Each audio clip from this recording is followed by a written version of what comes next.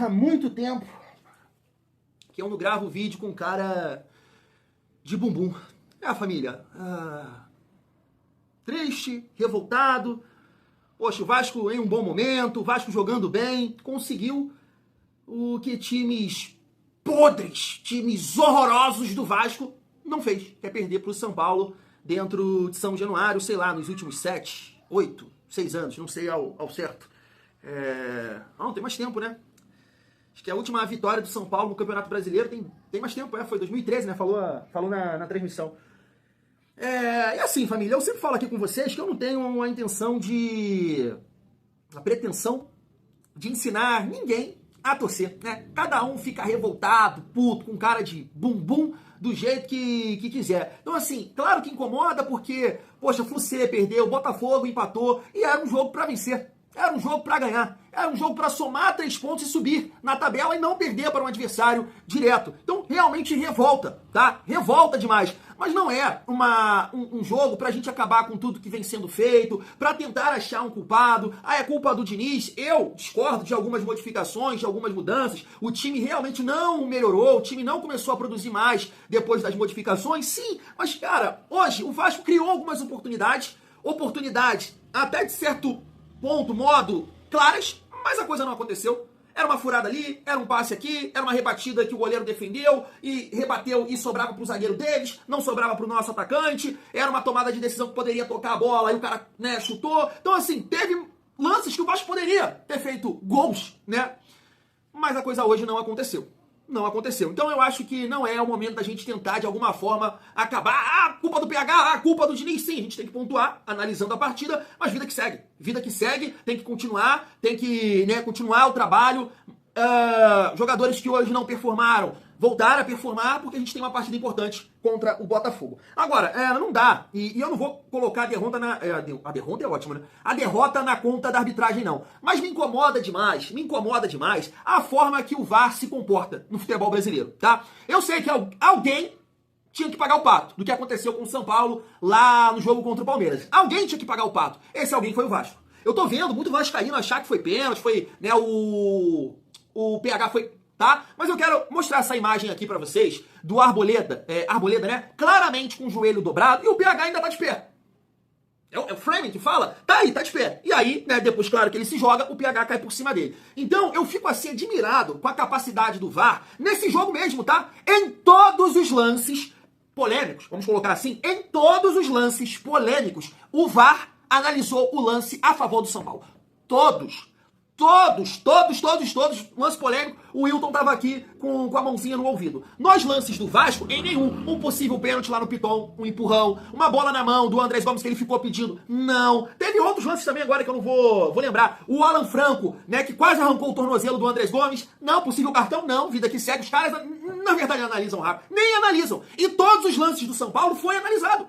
Foi analisado, todos, e isso me incomoda. Porque a gente fala, critério, tal, critério, beleza. Mas como é que esse lance aqui é pênalti? Tá, isso aqui vai ser pênalti? Então, assim, mano, é o palavrão, tá? Vai ter que marcar 350 milhões de pênaltis no futebol brasileiro. Porque se você vê a bola rolando, o Sabino empurra o Tietê. Empurra, dá um empurrão no peito do Tietê. Não é falta antes também, não? Antes do empurrão, antes do puxão do PH, aquilo não é falta não, porque quem cabeceia a bola é o Sabino. Ele empurra o Tietê e vem disputar a bola. Isso não pode ser falta não. Vê o lance de novo. Vê o lance de novo, você vai ver o Sabino empurrar o Tietê, deslocar o Tietê pra ele testar. E o Sabino cabeceia a bola. O empurrão foi antes do puxão do PH, do possível pênalti. Então como é que esse lance é pênalti e o do Jorginho contra o Palmeiras não é? Me explica. Cara, com as duas mãos, visivelmente. E ali, cara, o PH tá naquele rosto todo mundo. Cara, é o que eu tô falando. Vai dar 350 milhões de pênalti nesse tipo de lance aí. Vai dar, porque dentro da área tem esse tipo de contato. E aí o Arboleda malandramente dobra o joelho e cai. E aí, pênalti. É isso. Eu tenho que pontuar isso aqui, tá? Tinha que pontuar, porque, cara, incomoda. Incomoda demais, mas não vou colocar na conta da arbitragem, não. O São Paulo... foda, perder, cara, tá acostumado a perder, não. Assim, família, fazer uma análise breve aqui do jogo, e individualmente falando do trabalho do Diniz, que tá sendo muito, né, contestado hoje pelas mudanças, pelas modificações. Cara, o primeiro tempo ali, eu tava assistindo no Premiere, né? Do LED, o Grafite, porque na Cazé TV agarra muito aqui na minha televisão, no YouTube. Então eu tava assistindo no Premier. E ali no primeiro tempo, o LED o tempo todo, o São Paulo tá mais organizado, o São Paulo tá melhor no jogo. Cara, sim, o São Paulo tava mais organizado por estar se defendendo.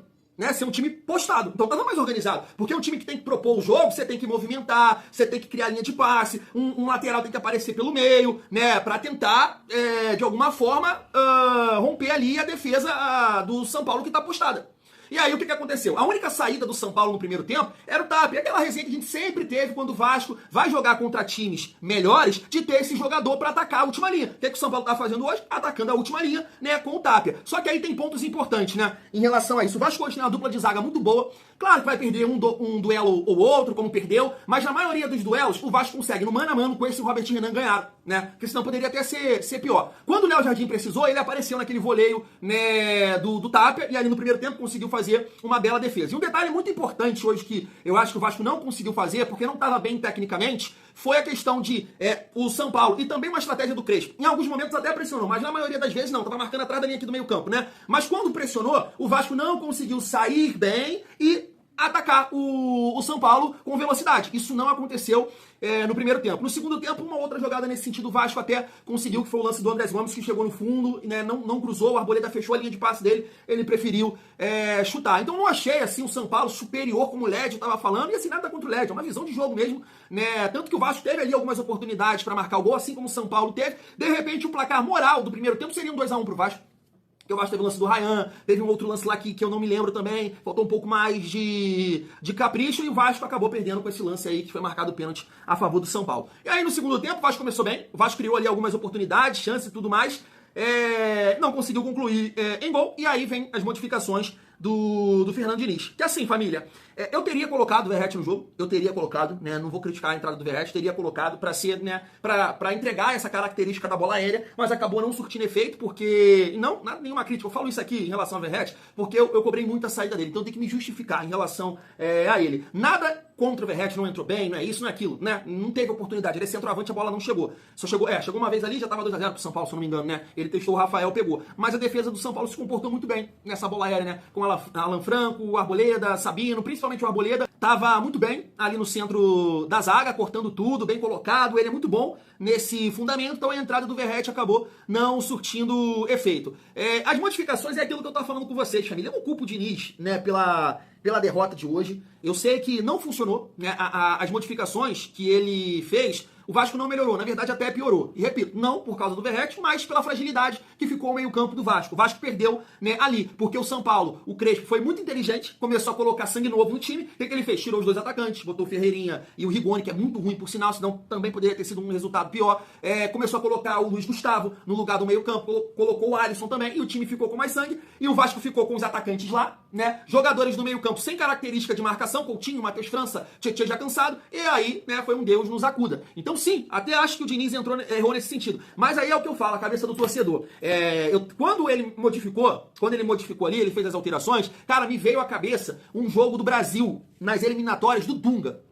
Eu acho que foi na primeira passagem do Dunga, que o Dunga estava perdendo um jogo, eu acho que no Morumbi, não lembro para qual seleção, perdendo no jogo um jogo da eliminatória, e aí o que ele faz? Ele tira, cara, um jogador de meio campo, o time perdendo, e coloca o Josué. Lembra do Josué? Jogou no São Paulo, tá pequenininho Atlético, e foi, não sei o que, como é que pode, o time perdendo vai me colocar um volante. Mas o que ele fez?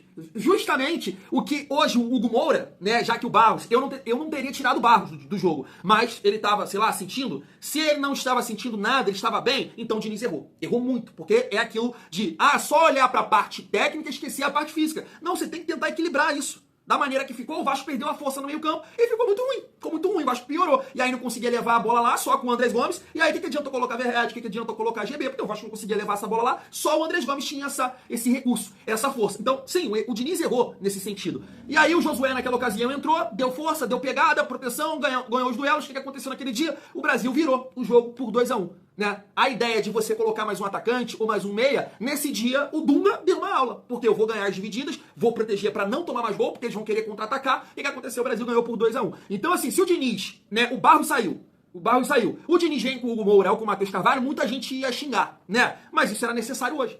Era necessário, porque você não poderia tirar um jogador de pegada, porque tem contra-ataque, tem duelos para ganhar. E o Vasco começou a perder todos os duelos, com o meio campo com o Tietchan, Matheus França e Coutinho. Ficou muito ruim, muito ruim. Mas eu não vou colocar, né, a derrota na conta do Diniz. Não vou colocar. Isso aí é uma questão assim, cara, que eu faria diferente, você faria diferente, o João, o Pedro, o Thiago, né, modificaria de forma diferente e poderia não ganhar, poderia não vencer, porque hoje não foi o nosso dia. Hoje não era o nosso dia, infelizmente. E assim, não vou contar. Muita gente vai querer, pô, aí, cadê o favorito? Faz parte. Outro dia o nosso rival não perdeu pro Fortaleza? Perdeu, pô. Perdeu, pô. Não aconteceu aí? Você vai ver resultados assim, dessa forma, que o favorito não ganha, o favorito não vence. O favorito, infelizmente, né, não conseguiu concluir em gol, finalizar melhor, não estava numa noite, né, não estava bem na noite. Isso acontece. Agora, a gente não pode, de forma nenhuma, né, querer acabar com o trabalho que vem sendo feito, o momento. Uma derrota que dói, que machuca, mas que a gente tem que, né, se recuperar o mais rápido possível, tentar vencer o próximo jogo para estancar essa derrota e não virar uma sequência de péssimos resultados, porque na minha visão, o Vasco, foi bem pra caramba? Não foi, até por conta da derrota. Agora, foi muito mal, por exemplo, como o Flu-C perdeu hoje pro Ceará? Não acho. O Vasco hoje poderia ter vencido a partida. Isso é um detalhe. Tem jogos que você perde que você em nenhum momento você jogou pra ganhar. Você jogou pra vencer. Hoje não. Hoje o Vasco fez uma partida pra vencer, mesmo não estando bem, mas tentou vencer, jogou, criou oportunidades, né, cedeu espaço, sim, mas tentou, criou pra isso. Infelizmente hoje a bola não entrou lá na casinha e o Vasco sai derrotado por 2-0. Família, essa é a minha análise, vou ficando por aqui, tamo junto, até amanhã.